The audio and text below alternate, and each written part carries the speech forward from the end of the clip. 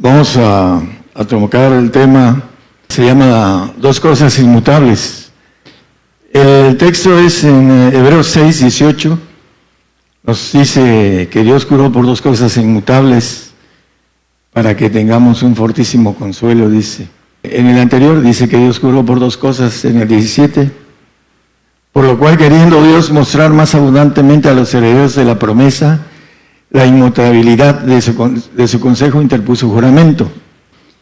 Y el 18 dice, para que por dos cosas inmutables, ese juramento de dos cosas inmutables, en las cuales es imposible que Dios mienta, tengamos un fortísimo consuelo, los que nos acogemos a trabarnos a la esperanza propuesta. ¿Cuáles son las dos cosas inmutables que Hebreos nos dice? Bueno, en el siguiente dice, el velo del alma, dice. El alma tiene un velo, el corazón. Dice, la cual tenemos como segura y firme ancla del alma y que entra hasta dentro del velo. El corazón, que es donde los pensamientos se producen, así lo dice la palabra, hay muchos pensamientos en el corazón del hombre, dice el proverbista, y también maneja que el corazón es perverso y engañoso, y en ese punto hay que romper el velo que representa el alma, es la santificación.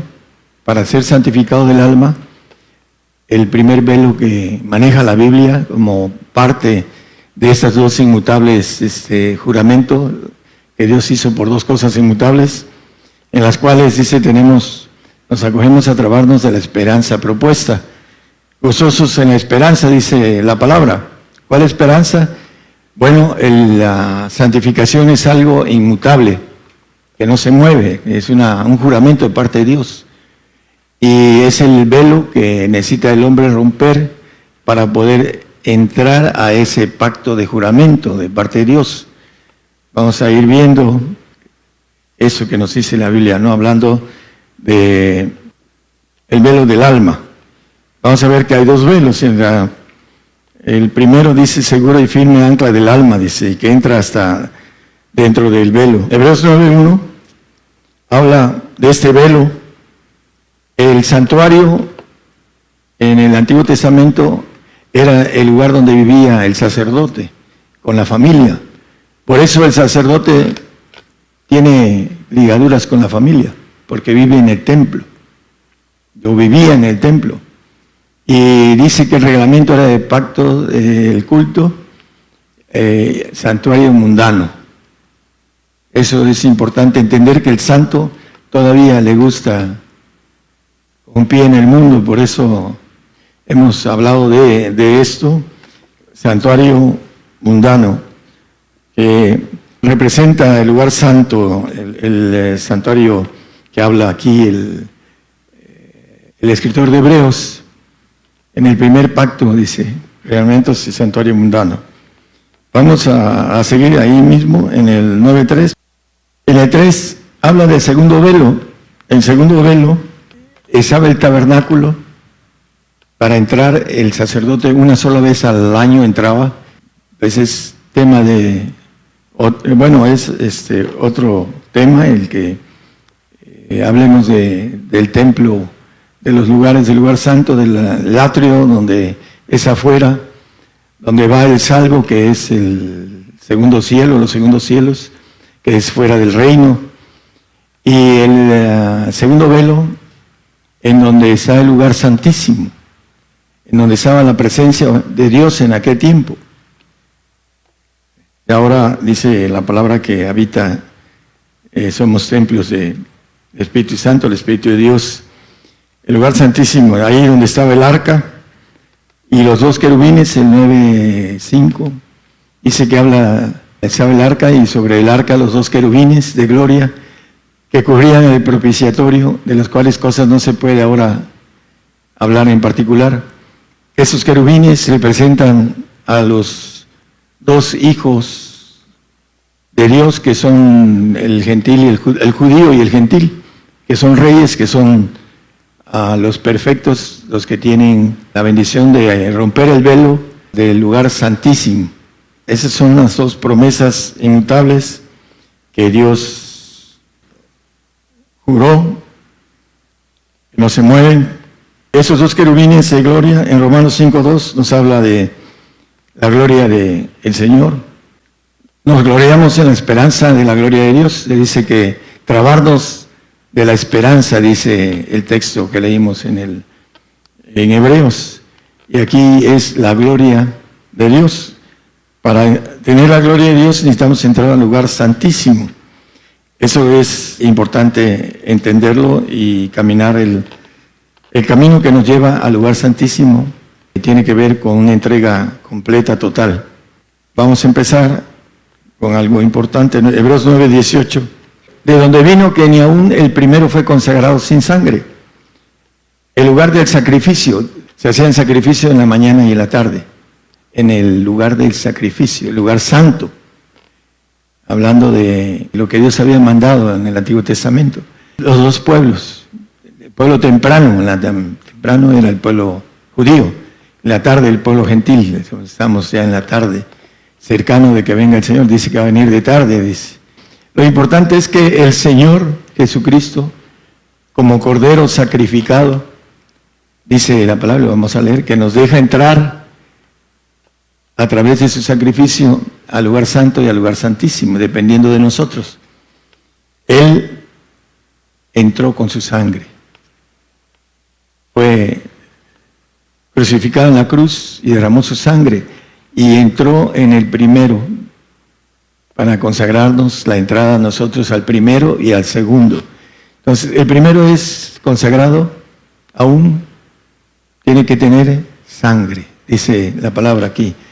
De donde vino que ni aún el primero fue consagrado sin sangre.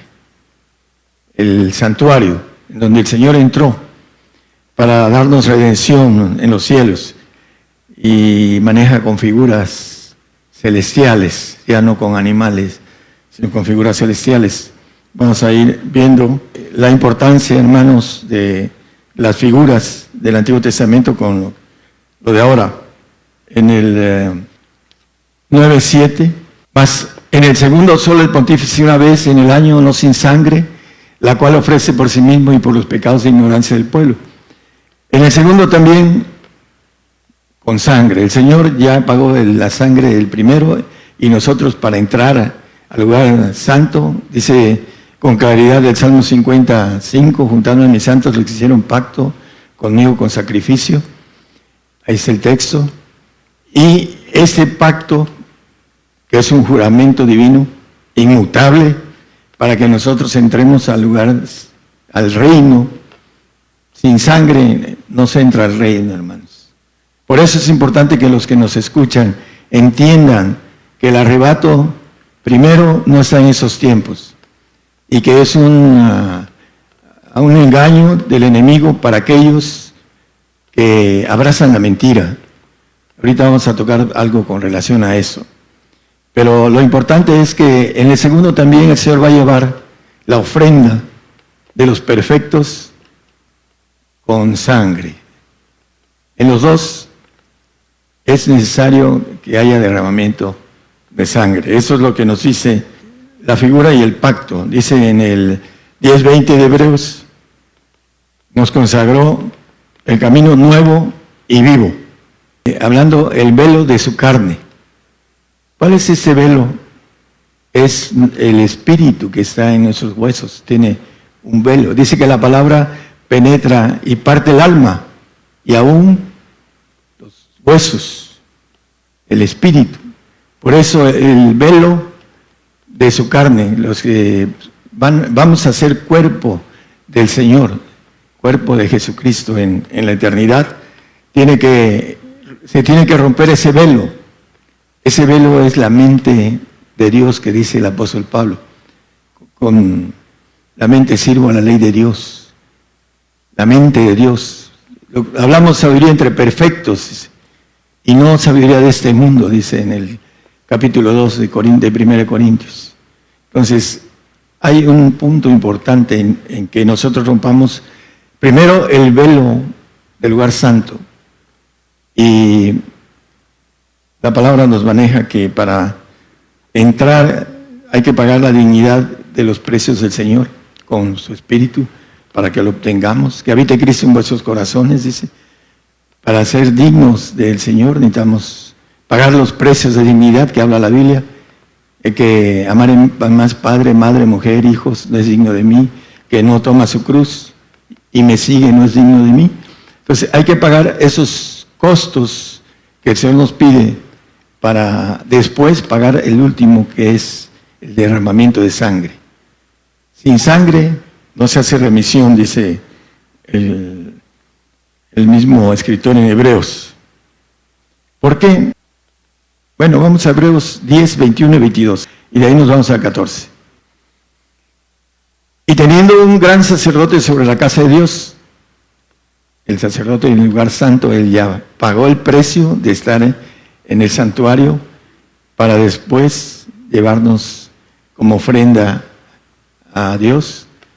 Dice el siguiente: lleguémonos con corazón verdadero, en plena certidumbre de fe, purificados los corazones de mala conciencia y lavados los cuerpos con agua limpia. Bueno, aquí nos dice el lavado que nos hacemos cuando vamos a darnos el bautizo de agua, nos lavamos el cuerpo, pero no la mala conciencia, porque dice que debemos purificarnos los corazones de mala conciencia. La conciencia está en el alma, no en el cuerpo. El ADN que traemos de información. En el 9:14 de Hebreos también nos dice que la sangre del Señor nos va a limpiar de mala conciencia. Cuanto más la sangre de Cristo, el cual por el Espíritu Eterno se ofreció a sí mismo, sin mancha a Dios, limpiará vuestras conciencias de las obras de muerte para que sirváis al Dios vivo. Va a limpiar, la sangre del Señor nos va a limpiar del ADN que tenemos adámico, de maldición, en donde traemos oxidación y muerte de nuestras células, donde traemos la incredulidad, que estamos encerrados en incredulidad. Dice que Dios encerró a todos en incredulidad para tener misericordia de todos. Y todos los que tenemos la disposición de seguir adelante, vamos encontrando con esa sinceridad, honestidad, vamos encontrando el camino hacia la santificación y perfección. El Señor nos los va mostrando siempre y cuando nosotros tengamos el deseo de ser purificados por la sangre del Señor. Él nos va a cambiar de ADN cuando resucitemos. Por eso dice que Él viene por agua y sangre, dice en 1 Juan 5:6. Jesucristo viene por agua y por sangre. Aquí dice, este es Jesucristo que vino por agua y sangre, no por agua solamente, sino por agua y sangre, y el Espíritu es el que da testimonio, porque el Espíritu es la verdad.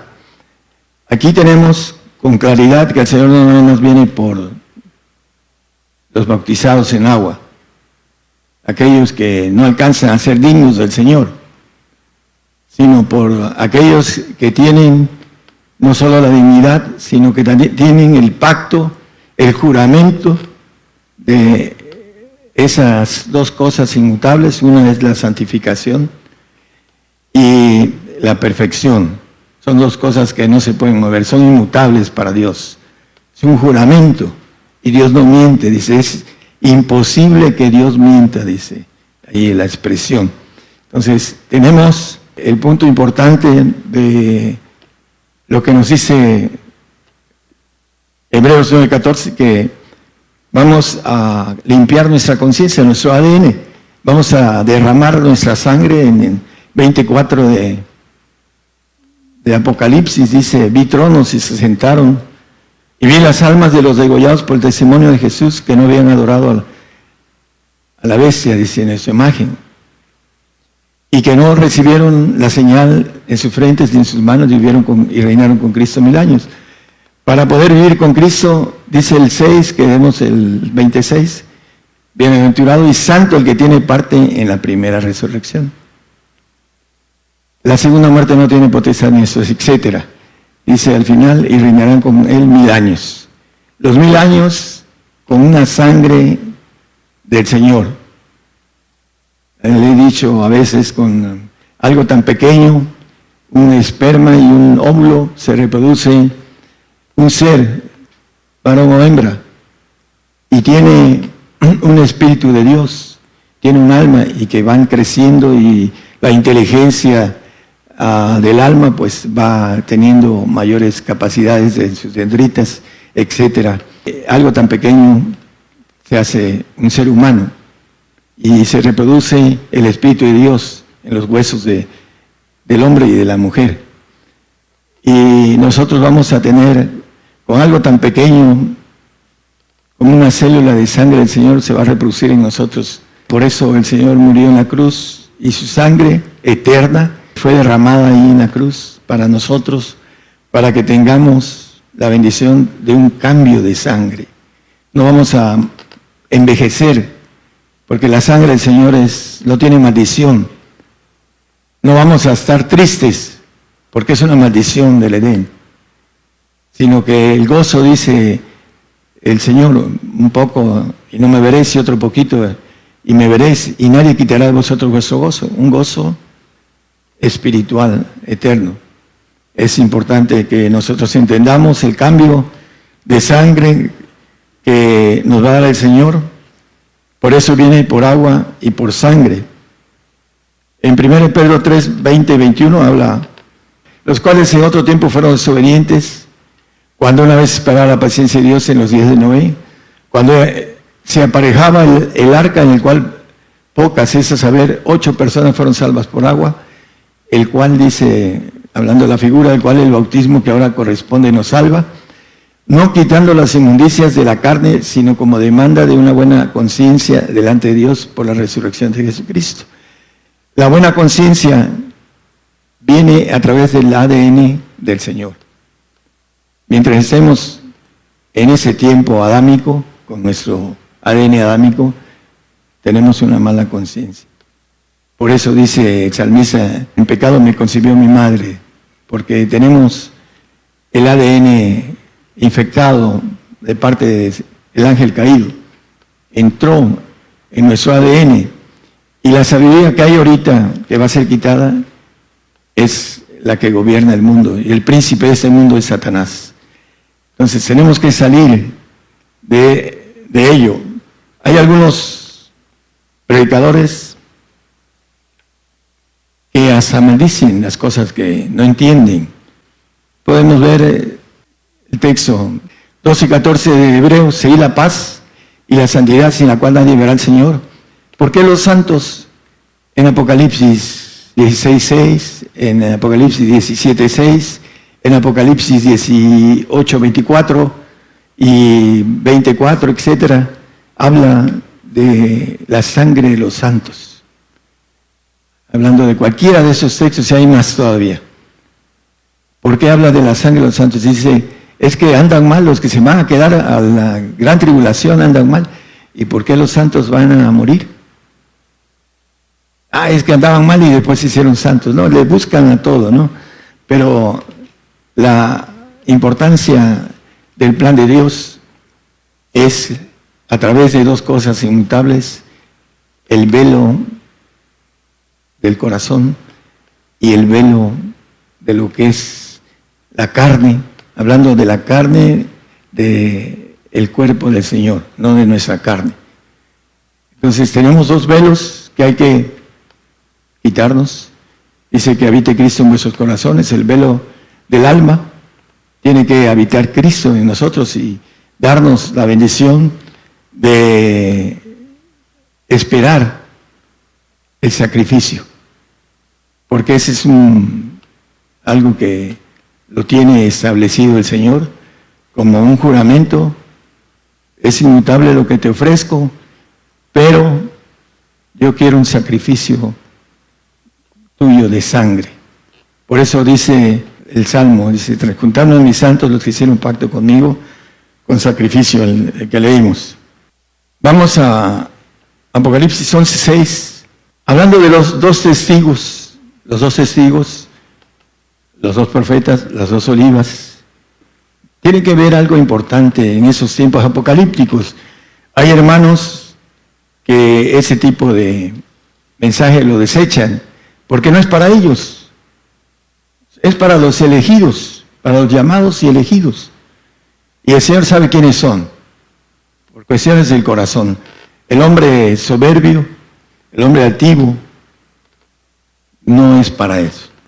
Y hay pastores que esto le dan carpetazo y todas las ovejas se las llevan ciegos, guías de ciegos, y todos caen en el hoyo, porque no entienden la verdad, porque están lejos, su corazón lejos está de mí, dice el Señor. Dice que estos dos testigos o profetas, hay 2 profetas y hay muchos testigos, estos tienen potestad de cerrar el cielo, que no llevan los días de su profecía, la mentira, sobre todo la del arrebato, que no hace que se pongan, se preparen los hermanos para pasar la grande tribulación que ya comenzó hace un buen rato, y que dicen algunos que escriben, dice que nunca antes, ni en la primera iglesia hubo tanta persecución como hay ahorita. Y va a seguir y va a ser una consumación de los verdaderos cristianos, sean salvos, santos o perfectos, para todos. Vamos a llegar en el momento en que vamos a tomar la decisión de dar nuestra sangre por la salvación, porque el salvo no tenía por qué, pero como es un corte generacional de nosotros los gentiles, les va a tocar a ellos dar la vida también. Y no lo van a entender en los salvos. Es importante entonces que ese mensaje se pueda ir y se pueda repetir en muchos lugares para que entiendan que la sangre tiene que ver con lo que está sucediendo en esos tiempos y que es un pacto divino. Dice, tienen esos días de su profecía, tienen poder sobre las aguas. ¿Para qué? Para convertirlas en sangre. Aquí muchos han llegado como salvos, pero tienen que caminar para convertirse en santos, convertirse en sangre. Eso es lo que quiere decir. Poder sobre las aguas, estos tienen poder. Estos testigos que han caminado y que han tomado la bendición de decir, yo quiero ser testigo del Señor en estos tiempos de profecía, en esos tiempos que el diablo está trabajando a pasos forzados, sabe que es su último tiempo. Entonces, tienen potestad, tienen poder para herir la tierra con toda plaga cuantas veces quisiera. Hablando de los profetas, tienen autoridad para herir a los santos. Cuando el santo se pone a través de Satanás, se empieza a dar pasos hacia atrás, empieza a trabajar hacia el trabajo que hace para el Señor. Hebreos 9:26, hablando de lo que va a suceder en los tiempos finales, de otra manera fuera necesario que hubiese padecido muchas veces, hablando de Cristo, desde el principio del mundo, mas ahora una vez en la consumación de los siglos, para deshacimiento del pecado, se presentó por el sacrificio de sí mismo. Él ya el sacrificio ya lo hizo, pero dice que en la consumación de los siglos se va a presentar para deshacer el pecado. En el 10:14 dice que con una sola ofrenda hizo perfectos para siempre a los santificados. Esa ofrenda es al final de los tiempos, en la consumación de los siglos, cuando el hombre, cuando dice la palabra que acerca de la ley, maneja que el cielo y la tierra perecerán, mas mi palabra no perecerá. El Mateo 5:18. Porque de cierto os digo que hasta que perezca el cielo y la tierra, ni una jota ni un tilde perecerá de la ley hasta que todas las cosas sean hechas. El punto importante de la palabra del Señor. Primero, la inmutabilidad de 2 cosas que es imposible que Él mienta. El velo, hay que romper el velo para estar en el lugar santo, hay que romper el siguiente velo para estar en la naturaleza divina, en la perfección, en la inmortalidad. Mientras no se rompa el velo, ahí está el hombre patinando en la salvación. porque no quiere dar los precios para romper el velo. Dice en Romanos el apóstol Pablo acerca de el velo del pueblo de Israel, el 11, creo que es 26, no sé qué texto es, pero ahí maneja que el velo será quitado cuando venga el Señor. Es 2 Corintios. Y aún hasta el día de hoy, cuando Moisés es leído, el velo está puesto sobre el corazón de ellos. Mas cuando se convirtieren al Señor, el velo se quitará. Hablando del pueblo de Israel. Hasta el día de hoy tienen el velo de Moisés. Cuando bajó del monte Sinaí, se tuvo que poner un velo, porque era tanta el resplandor de su cara que se tuvo que poner el velo. Dice, cuando se conviertan, aquí está muy claro, la conversión es como se quita el velo. Mientras no se convierta el hombre, no se rompe el velo. El velo del lugar del santuario es conversión. Para que nos quitemos el velo, necesitamos convertirnos al Señor. Para empezar a caminar en el lugar santo. Para llegar después al lugar de perfección. Son 4 áreas en la santificación que hay que caminar para llegar a la perfección. Entonces, mientras no se convierta, el velo no se quita. Aquí cuando se conviertan, cuando venga el Señor, dice que todo Israel será salvo, pero cuando se conviertan, el velo se les quitará.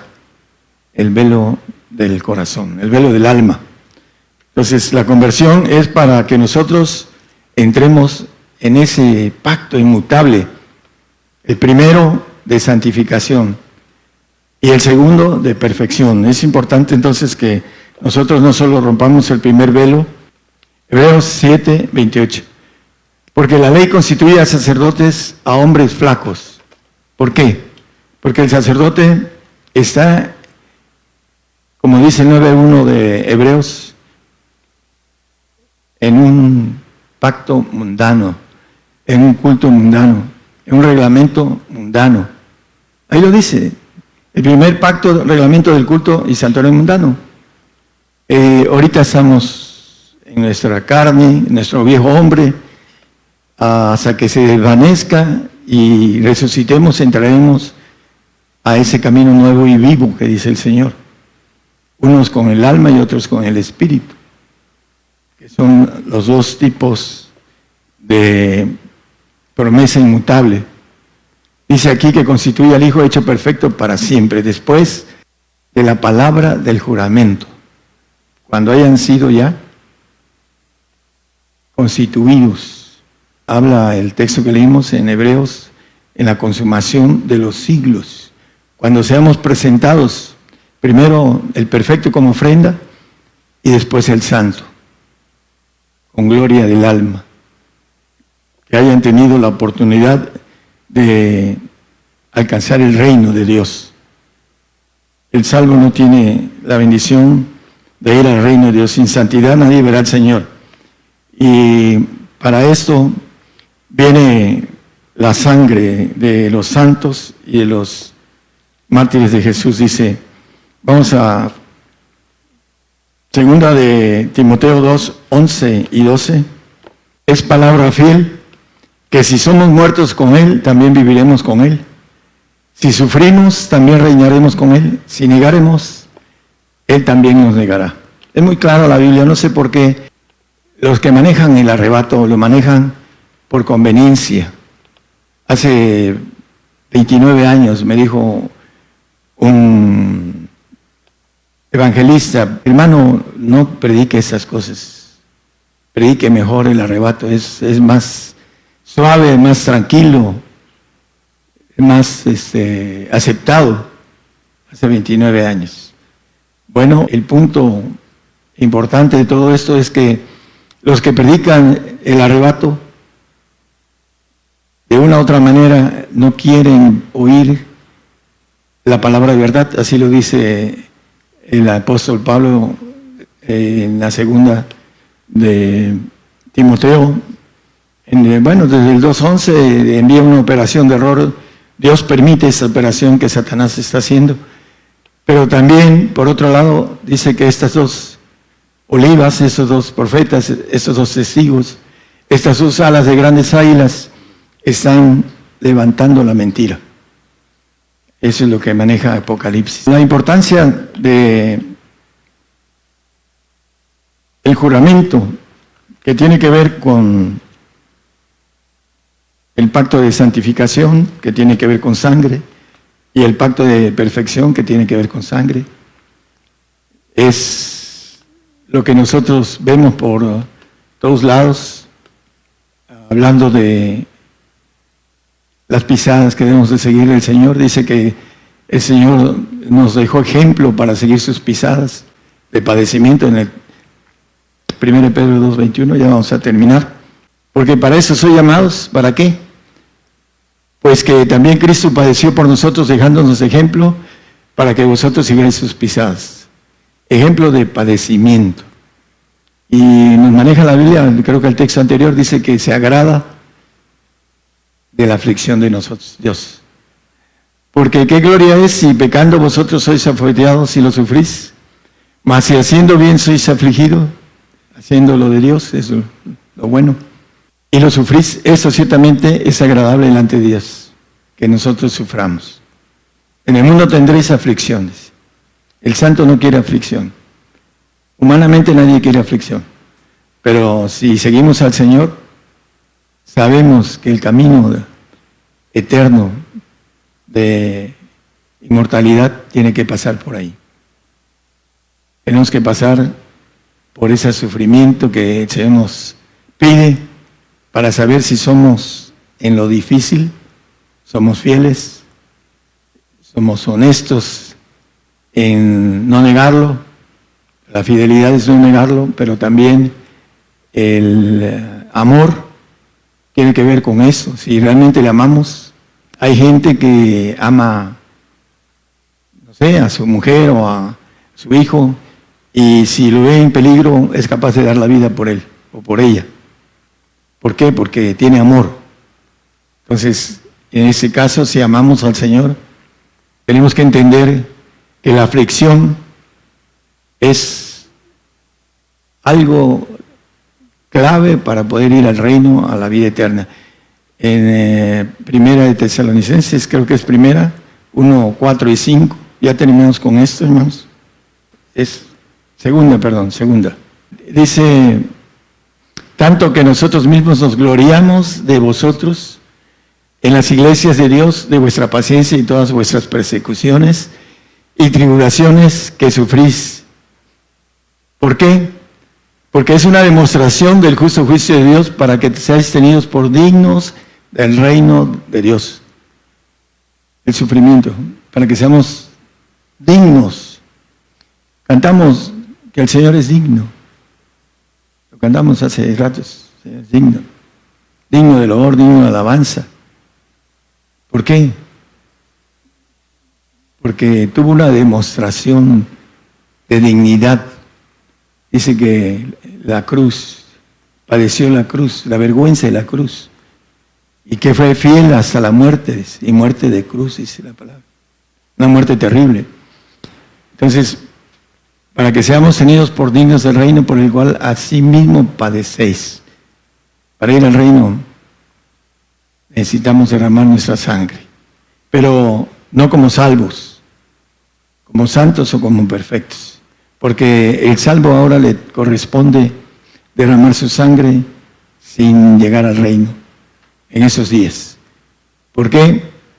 Porque todo esto que viene de persecución es para esos dos juramentos, o este juramento de dos cosas inmutables, para que nos afiancemos, dice, nos trabemos, como dice, tengamos un fortísimo consuelo, los que nos acogemos a trabarnos en la esperanza propuesta, gozosos en la esperanza de la gloria de Dios. Que el Señor los bendiga, hermanos.